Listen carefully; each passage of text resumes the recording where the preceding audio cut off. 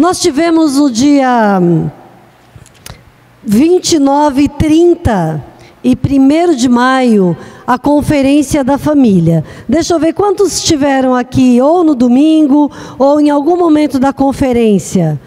Poucas pessoas, né? Ou não quiseram levantar o braço. Mas nós tivemos palavras trazidas do coração de Deus através do pastor Paulinho e da pastora Natalina, que vieram de Santarém e compartilharam conosco palavras maravilhosas.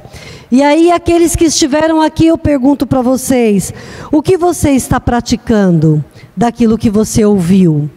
Porque senão você é um culto, mais um culto, um evento, mais outro evento, mas a palavra, ela precisa sair do ouvido, passar pela mente e ficar marcada no nosso coração, para que ela gere espírito e vida, para que a vida de Deus possa ser manifestada através da sua vida e na sua vida. Então, se você esqueceu o que você ouviu, pegue as suas anotações, foram gravadas todas as palavras. Muito em breve nós vamos estar disponibilizando também, para que você relembre, né? Traga a sua memória de volta. E nós precisamos que a palavra gere vida dentro de nós. E nesses dias, né, essas 7 madrugadas que nós tivemos, Deus, Ele falou muitas coisas. E Ele fez muitas coisas. Espíritos malignos saíram de vidas. Pessoas foram curadas, libertas, transformadas, foram cheias do Espírito Santo, receberam dons. Cada um, Deus agiu de uma maneira sobrenatural. Essa madrugada, as portas tiveram que ficar abertas, porque não cabia. As pessoas ficavam na porta para poder ouvir e experimentar daquilo que Deus estava fazendo. E o avivamento já chegou em Manaus. Amém? Glória a Deus por isso.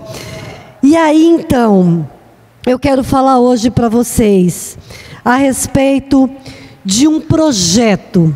O projeto de Deus. Você sabe qual é o projeto que Deus tem para a sua família? Você sabe? Pergunta para o seu vizinho aí se ele sabe.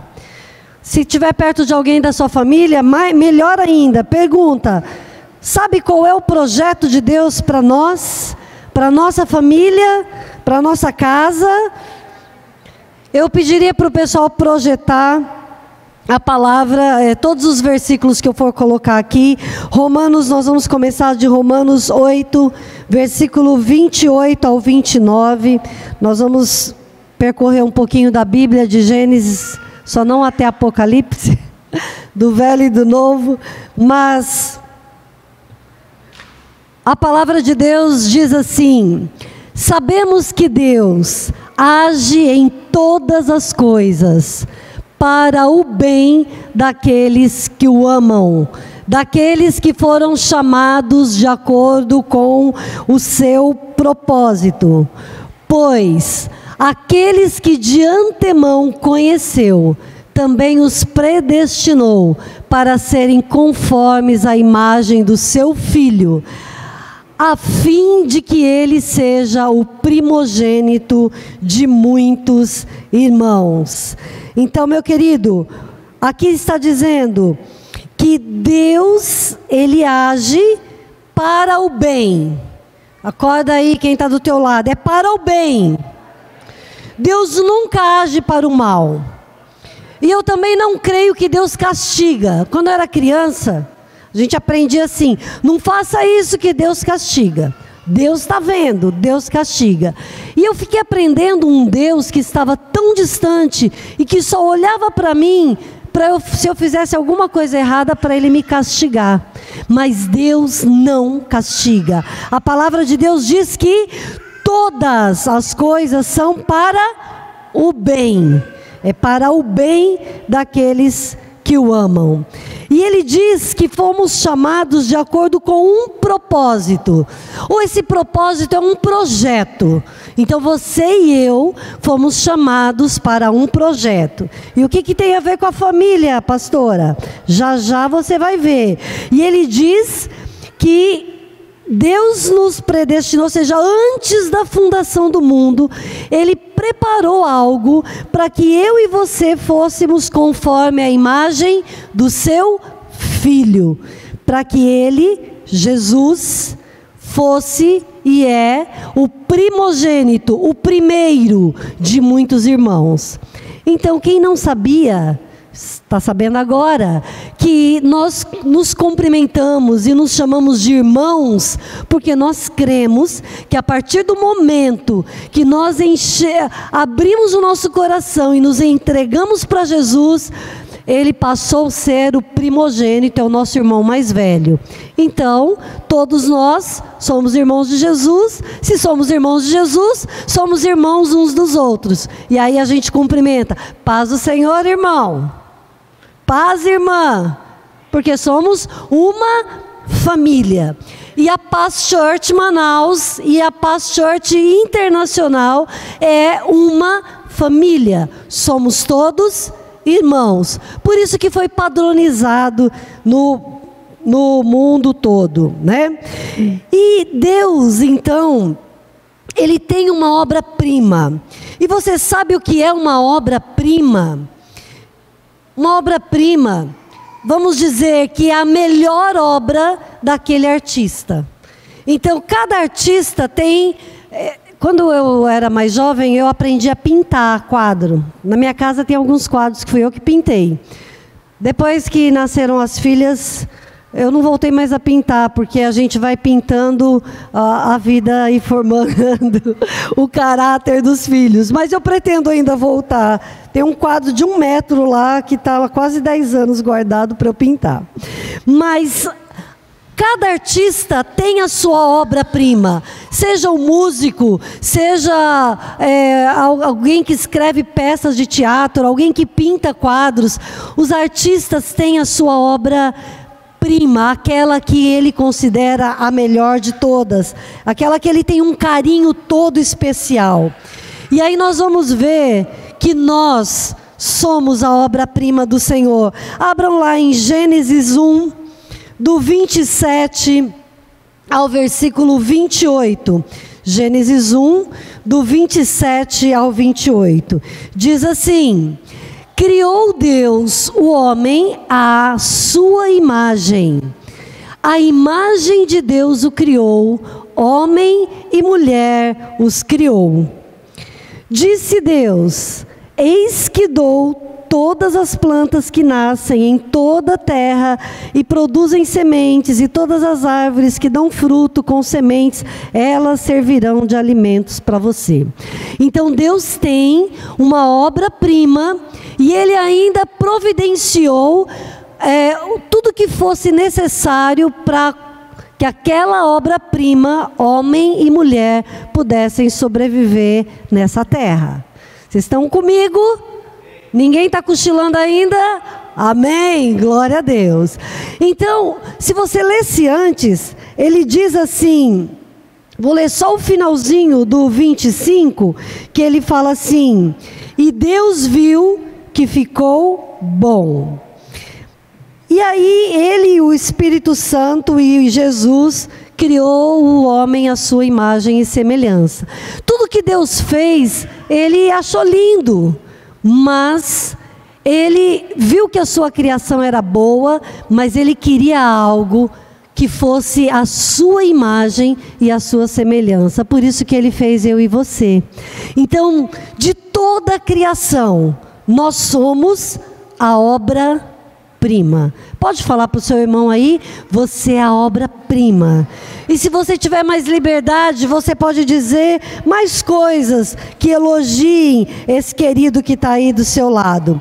Então, o propósito de Deus é ter uma grande família de muitos filhos semelhantes a Jesus. E para isso Ele criou eu e você. Somos a obra-prima. E muitas vezes nós temos uma visão um pouco equivocada de qual é o propósito de Deus nessa terra, e achamos que o propósito de Deus é apenas a salvação do ser humano. Salvou, pronto, alcançou o propósito de Deus, então já pode morrer, né? Porque a gente vai fazer coisa errada, vai pecar e aí, né? Então o propósito seria muito pequeno, muito pouco e muito pobre se Deus estivesse pensando apenas em salvar o homem e a mulher. A salvação é algo importante, importantíssima, mas ela é só uma parte do plano original de Deus. E esse plano você pode ler mais detalhadamente na sua casa, está em Efésios 1, do versículo 4 ao versículo 11. Eu só vou ler um trechinho, que é o versículo 4, que diz assim: porque Deus nos escolheu nele.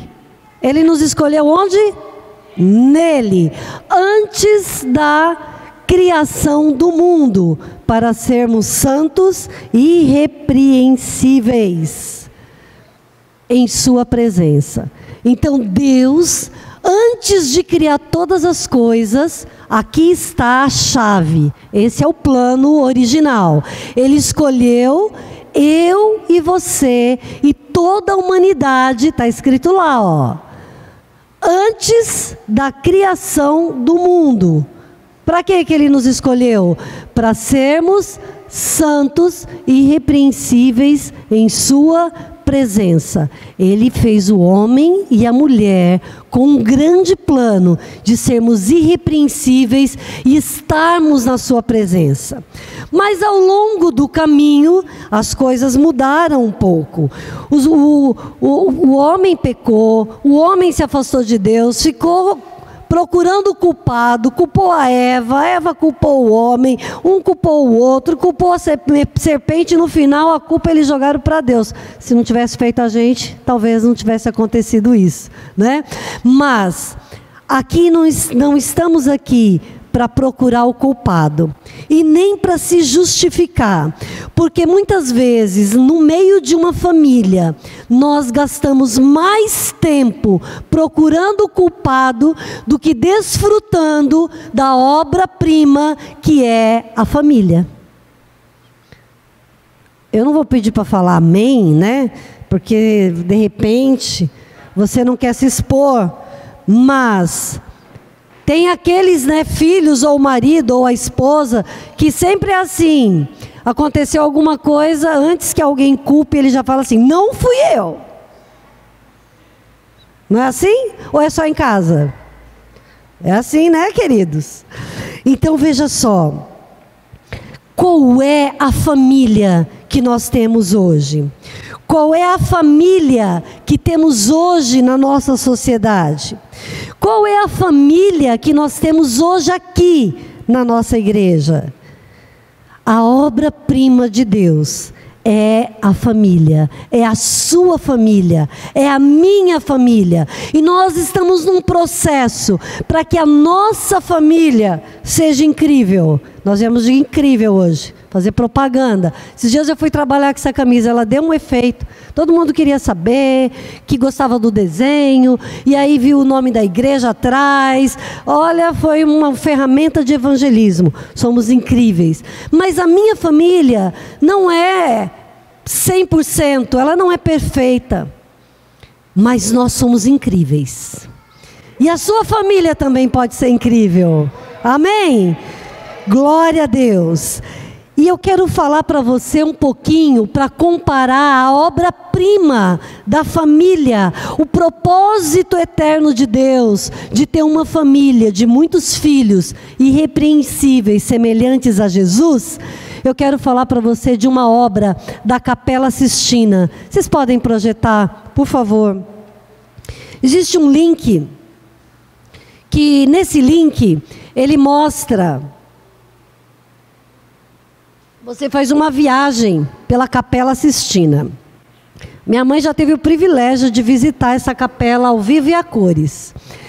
Então, dá uma voltinha aí, você olha pelas laterais e olha o teto dessa igreja, dá um zoom, vai virando, por favor, olha só. O teto dessa igreja foi colocado um andaime e Michelangelo ficou ali 4 anos deitado, ele só fazia obra de escultura, né? Então as obras dele parecem 3D. Essa é a imagem principal do teto da Capela Sistina. E aí ele foi retratando vários momentos bíblicos e da criação. E nesse momento você consegue ver a mão de Deus, que ele retratou, bem estendida, né? O dedo assim, querendo alcançar o homem. E o homem lá, nada a ver com a mão dobradinha assim, ó. Consegue observar isso aqui? Isso aqui é um parênteses na palavra, na pregação, mas o Senhor está pedindo para eu falar isso. Deus está sempre com a sua mão estendida para a humanidade, para mim e para você. Só que nem sempre nós estamos com a mão estendida para recebê-lo, para alcançar. A gente às vezes está tudo nem aí. Sabe, esse homem parece nem aí. E Deus lá, né, se esticando para alcançar esse homem. Então, essa obra linda, maravilhosa de Michelangelo aconteceu em 1508. E todo mundo ficou encantado e visitava a Itália, a Roma, a Capela Sistina, para poder ver essa obra incrível, parecia em 3D. Só que passaram-se 100 anos e a obra original começou a ficar toda embaçada. Começou a perder aquele brilho, aquela cor, aquela beleza. E aí os artistas, né, Michelangelo já tinha ido. 100 anos se passaram, né? Com toda a sua boa intenção, vai associando a sua família, tá? Resolveu passar um verniz nessa obra de arte. Quando eles passaram um verniz na obra de arte, ficou lindo de novo. Mas o verniz, ele foi como se fosse um imã que atraísse a poeira, a fumaça. E ao longo dos anos, ninguém conseguia ver mais a imagem perfeita de Michelangelo. Então ela ficou uma imagem embaçada. Pensa num vidro sujo, que você olha e só vê sujeira, você não consegue ver nitidamente o que está do outro lado, ou o óculos sujo, embaçado. Então todo mundo só via essa bela obra-prima de Michelangelo de maneira deturpada, não via os detalhes mais. Só que isso incomodava os administradores dessa capela. E ficaram pesquisando, e em 1981, eles conseguiram fazer um teste. Colocaram o andaime lá de novo e foram tentando restaurar, pedaço por pedaço, de 6 a 12 centímetros por vez. Eles limpavam e tentavam repintar idêntico. Olha, pedacinho de 6 centímetros por 12. Eles levaram 8 anos, 4 anos para pintar. E o dobro para restaurar. Então essa obra-prima, ela foi restaurada. Se você... Esse link aí, se você procurar na internet, você vai encontrar. E se você tiver a oportunidade de um dia ir lá, você vai ver essa imagem nítida de cada detalhe que foi pintado em 1508. Pode tirar, querido. Então nós vamos vendo que o projeto original de Deus... Ele diz lá em Romanos que é ter uma família de muitos filhos semelhantes a Jesus. Projeto original. A família com muitos filhos. E onde começa essa obra-prima, esse propósito, esse projeto de Deus? Começa em casa, com a promessa da bênção para a família. Vai dar trabalho quando você... O Marcelo perguntou, quem gostaria de ter uma família? Eu vi várias mãos levantadas, eu também queria ter, né? E quem tem uma família sabe, dá trabalho ter uma família dentro do propósito do Senhor. Ter uma família qualquer não dá trabalho nenhum, né? Tinha uma pediatra até que falava assim, o terceiro filho não se preocupa, que o mundo cria. Não é bem assim que funciona, né? Nós não criamos filhos para o mundo, nós criamos filhos para Deus.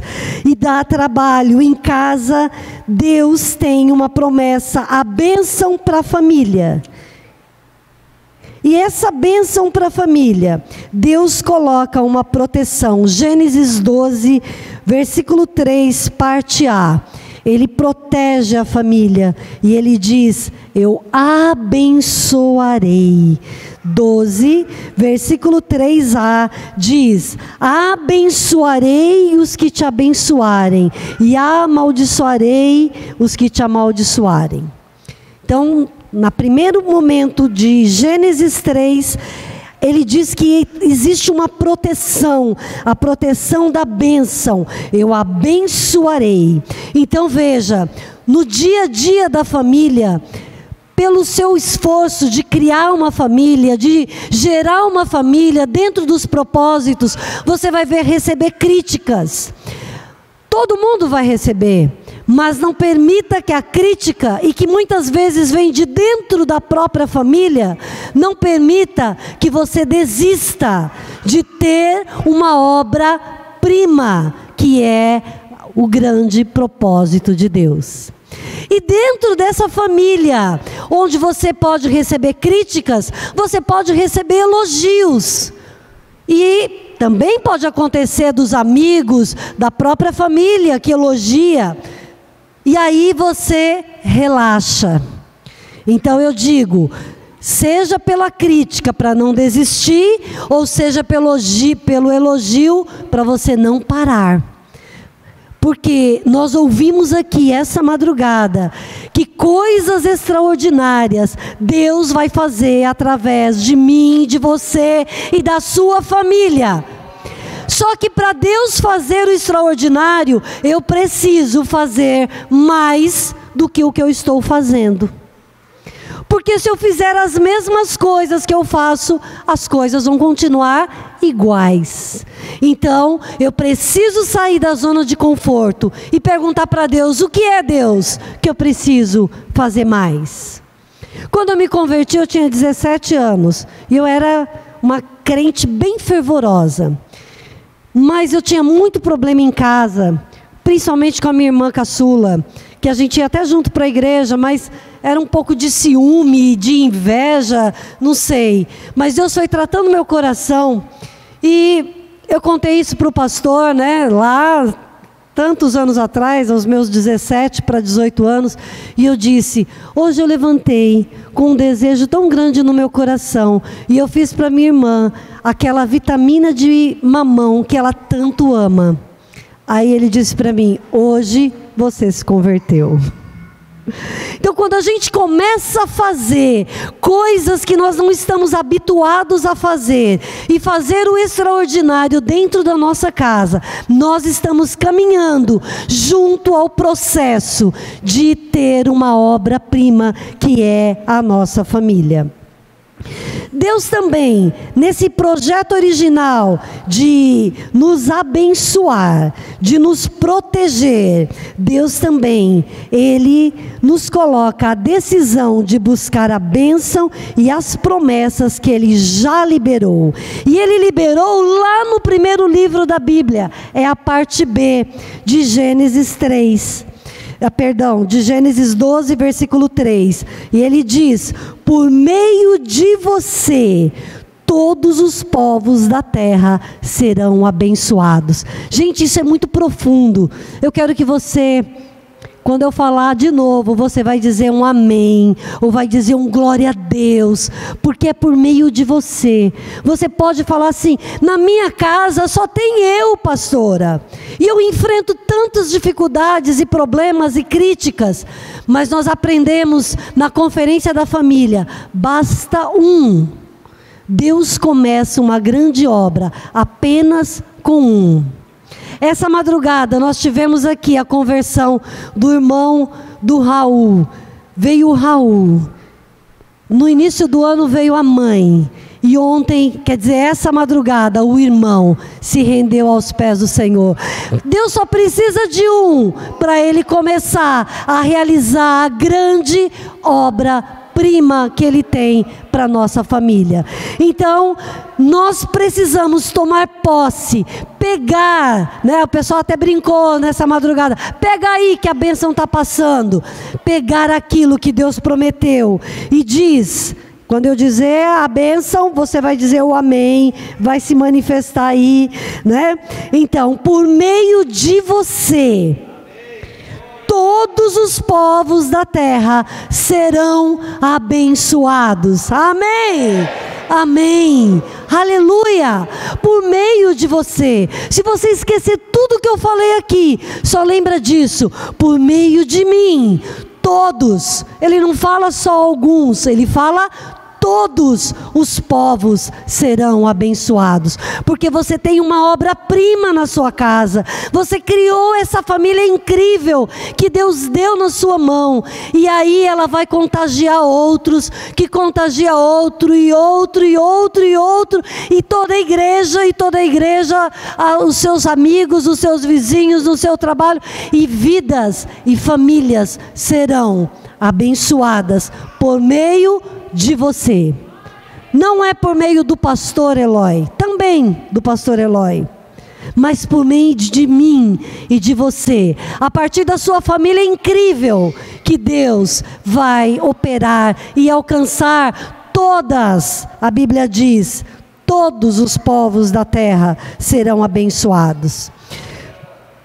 Acontece que existe uma quebra de conceito de família pelo mundo, pela sociedade que a gente vive hoje.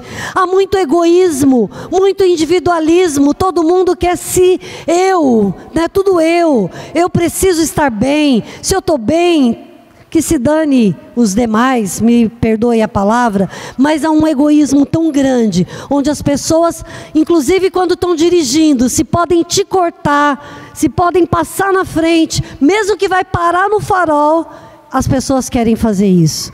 Então esse individualismo que nós vivemos na nossa sociedade, de se justificar, de culpar o outro, de procurar culpado, começa a quebrar a aliança feita no casamento. E a aliança no casamento, a palavra de Deus diz que ela é inquebrável. Mas a gente vai falar aqui que existem casos e acabam acontecendo por... Não era o projeto original de Deus, mas a dureza do coração humano chega a esse ponto. E aí é um verniz, e eu digo que nem verniz não é um ácido que é jogado na família quando quebra-se uma aliança. Todo mundo está ferido, todos ficam machucados. A minha família começou a se desmoronar, eu tinha 13 anos, e eu ficava vendo, minha mãe está aqui, ela é testemunha disso. Era brigas e mais brigas, toda semana tinha a reunião da mesa redonda da família, e brigas e choros, e a gente ali no meio, crescendo no meio daquela confusão. Mas a minha mãe foi guerreira. Ela não deixou a peteca cair, vamos dizer assim. 8 filhas, todas conseguiu. O maior orgulho dela, se você conversar com ela, ela diz assim: eu tenho 8 filhas, tudo mulher, todas formadas, todas independentes, né, mamãe? 8 filhas. Eu poderia estar cheia de trauma. Eu pensava, família não é coisa boa, eu não vou me casar, eu não quero viver o que eu vi minha mãe passar. Mas quando eu me converti, Deus foi tratando isso no meu coração. Eu falei tanto tempo que eu nunca queria casar, que eu fiquei dos meus 20 aos meus 33 anos dizendo: Senhor, eu quero casar. Senhor, eu quero casar. Senhor, quando eu falei, não leve em conta o passado, Senhor, eu quero me casar. E Deus me deu esse marido lindo e nós temos uma família incrível. Amém? Glória a Deus. Quando nós temos essa decisão de buscar Deus, eu não vou abrir aqui, mas você pode anotar Salmo 127. A palavra de Deus, ela fala o salmo todo. Aliás, eu vou abrir sim, pelo menos o versículo 1, porque é muito lindo esse salmo. E você pode ler em casa com a sua família. A tarefa de casa vai ser essa, para essa semana. Se não for o Senhor o construtor da casa, será inútil trabalhar na construção. Se não é o Senhor que vigia a cidade, será inútil a sentinela tomar guarda. E aí você vai falando e você vai colocando a palavra família. Se não for o Senhor que cuida da minha família, será inútil eu levantar cedo de manhã, trabalhar o dia inteiro, chegar cansado em casa. Se não for o Senhor que estiver sustentando a minha casa, colocar a base ali, para que a gente possa, mesmo na tempestade, permanecer firmes e inabaláveis. Eu preciso do Senhor. É o Senhor que Ele pode tirar o ácido, vamos dizer, que foi jogado nas famílias da nossa sociedade. Talvez na sua família isso já aconteceu. E caminhando já para o final, que nós queremos, caminhando, tá? Não estou no final ainda, estou só caminhando. A obra restauradora. Lá na Capela Sistina, alguém descobriu uma forma de restaurar aquela obra-prima de 6 a 12 centímetros, que levaram 8 anos. 8 anos, uma obra restauradora de uma peça que estava lá em cima do teto da capela. Nós podemos crer e esperar que Deus, que criou o homem e a mulher para sermos uma grande família de muitos filhos, irrepreensíveis na sua presença, e que nos deu uma família que é a sua obra-prima, e que se ela estiver hoje com algum problema, existe uma obra restauradora do Senhor. E eu quero te dar essa boa notícia nesse culto. Existe uma obra restauradora. As pessoas dizem: não adianta chorar o leite derramado. Já viu que o leite só derrama quando você não está olhando? Virou um pouquinho, derramou o leite, suja todo o fogão. A gente chora não é nem pelo leite que caiu, mas pela sujeira que está no fogão. Mas Deus, Ele é especialista em restaurar. Até o leite derramado Ele pode transformar em bênção. Amém? Você crê nisso, querido? Deus transforma o leite derramado. Ele restaura a sua obra-prima. O maior interesse é de Deus, de que a sua grande obra e o seu grande projeto de ter uma família de muitos e muitos filhos, de um povo abençoado através de mim e de você, Ele tem uma obra restauradora. E isso começa na cruz.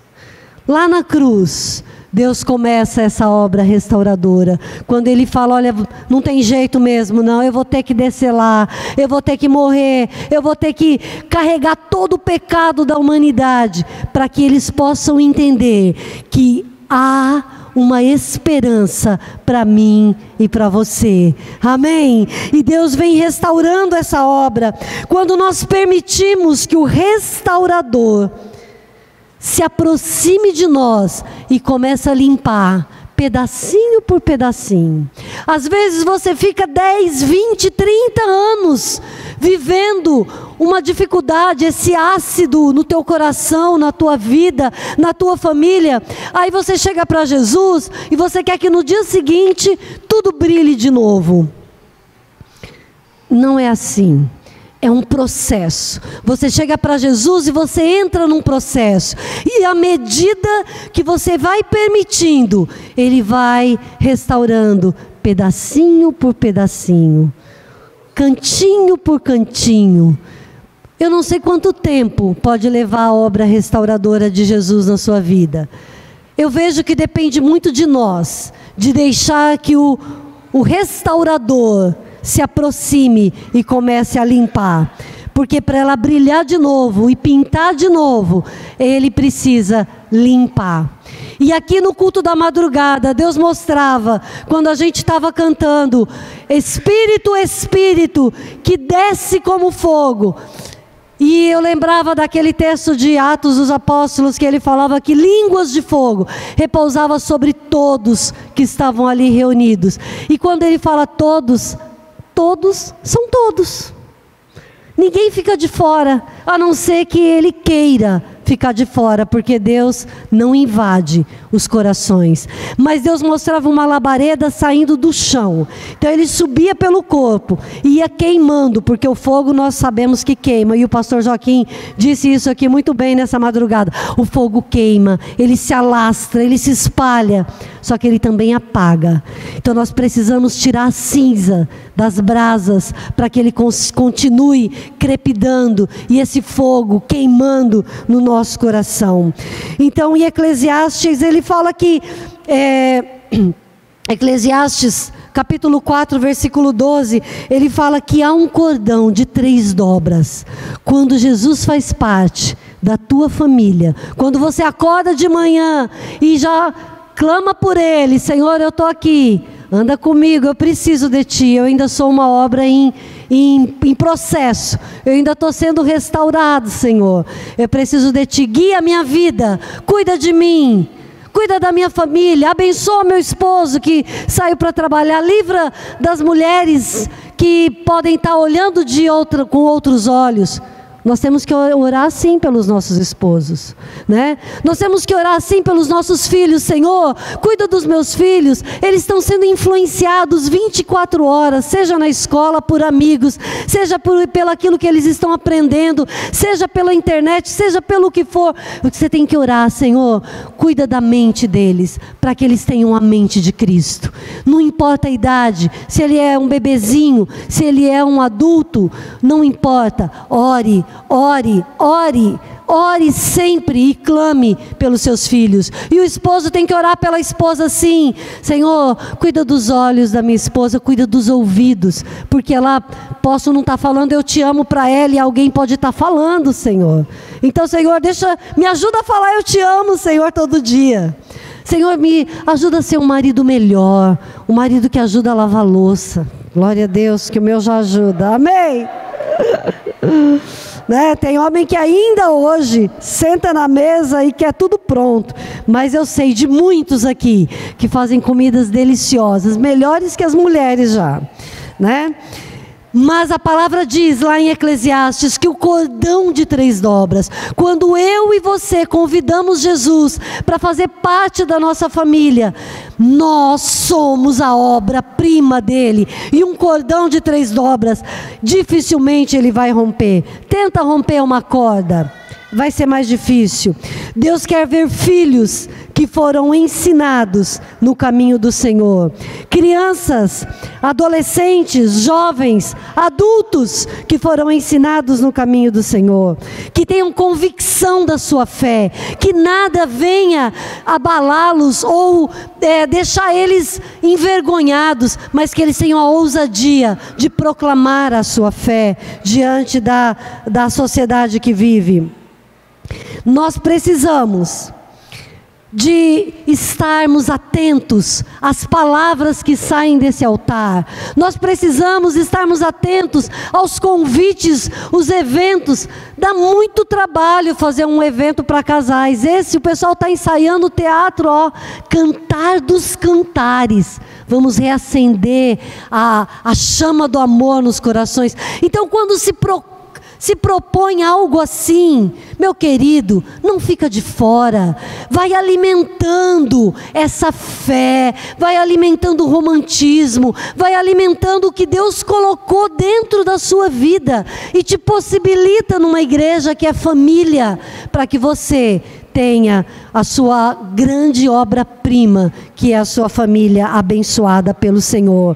Onde o amor na sua casa seja crescente, não só entre marido e mulher. Às vezes você não tem mais marido, às vezes você não tem mais esposa, mas que o amor seja crescente com quem você convive. Nós não vivemos num hotel, onde a gente só fala bom dia, boa tarde, boa noite. Nós temos as nossas necessidades diárias de amor, de abraço, de um olhar amigo, de estar juntos, de andar juntos. E para a gente terminar, esse amor crescente, essa grande obra-prima de Deus, ininterrupta. Filipenses 1, versículo 9 ao versículo 11, já projetaram, esse pessoal é maravilhoso. Esta é a minha oração, que o amor de vocês, dentro da sua casa, aumente cada vez mais, em conhecimento e em toda percepção. Veja, percepção, perceba, a gente percebe, principalmente a mulher, tem uma capacidade de perceber, mas às vezes é tão cruel, e ali naquela, onde a gente vê a necessidade do outro, a gente fala assim, também não vou fazer, só de birra. Você é de Jesus, não cabe mais birra em você, para discernirem o que é melhor, a fim de que você tenha uma família e tenha a sua vida pura, irrepreensível, até o dia que Jesus vai voltar. E para finalizar no 11, cheios do fruto de justiça, fruto que vem por meio de Jesus Cristo, para a glória e para o louvor de Deus. Tudo o que você fizer na sua vida e na sua casa tem um único fim: glória e louvor de Deus. Amém? Glória a Deus. A nossa família precisa de mais temor e prazer no Senhor. Nós somos família, nós somos a Paz Church, nós somos a família da paz, nós somos a obra-prima, não de um homem que só durou 100 anos, a obra-prima dele, e que teve que ter restauração. Nós somos a obra-prima que pode durar por longo tempo nessa terra, e quando Jesus voltar, vai durar a eternidade. Vidas cheias de Deus, para a glória e para o louvor da sua glória.